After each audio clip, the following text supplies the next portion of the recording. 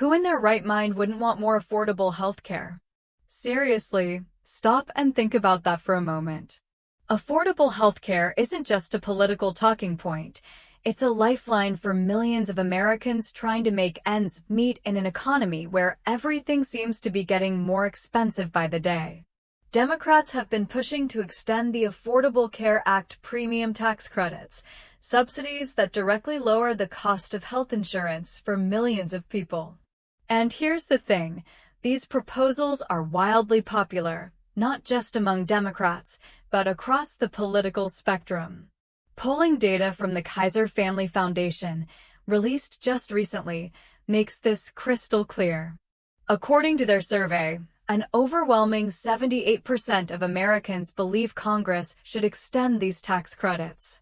That includes a massive 92% of Democrats, 82% of independents, and, in what might surprise some, even 59% of Republicans.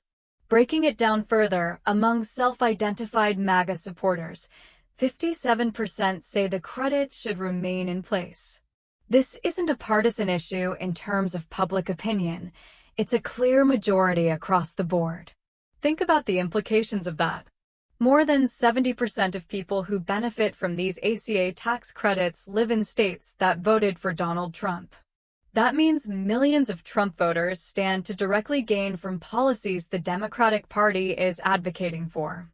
And yet, despite this overwhelming support, Trump and the Republican leadership seem determined to resist these extensions. The reasoning, it appears, is political posturing, the idea that opposing the Democrats is somehow owning the libs. But here's the irony. By standing in the way of policies that would benefit their own constituents, Republicans are effectively sabotaging the very voters they claim to champion. And this isn't a small group. We're talking about millions of Americans who would see tangible reductions in their healthcare costs if these subsidies were extended. The pattern of chaos and reactive decision-making in the Trump administration doesn't stop with healthcare. Earlier this week, a startling example emerged involving counterterrorism funding in New York, a city still bearing deep scars from the 9/11 attacks. Reports revealed that Trump's administration had approved cuts totaling $187 million in federal counterterrorism funding for the state. On the surface, this appears to be a routine budget decision, but the implications were enormous. If allowed to proceed, it would have represented the single largest federal defunding of police operations in New York in decades.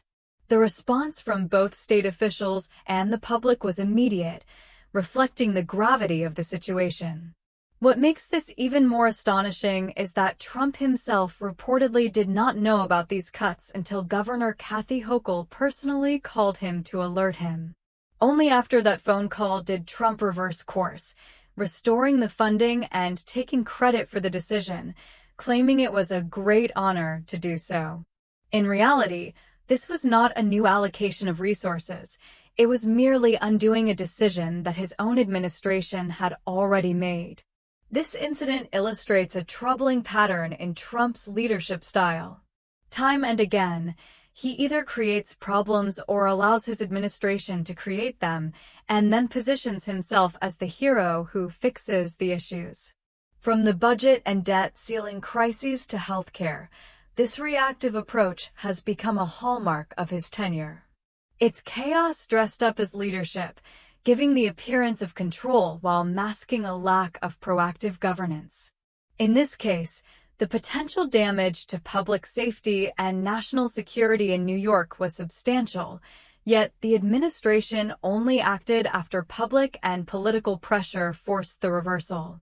This raises questions not only about Trump's awareness, but also about the internal processes of his government. If a president is unaware of critical funding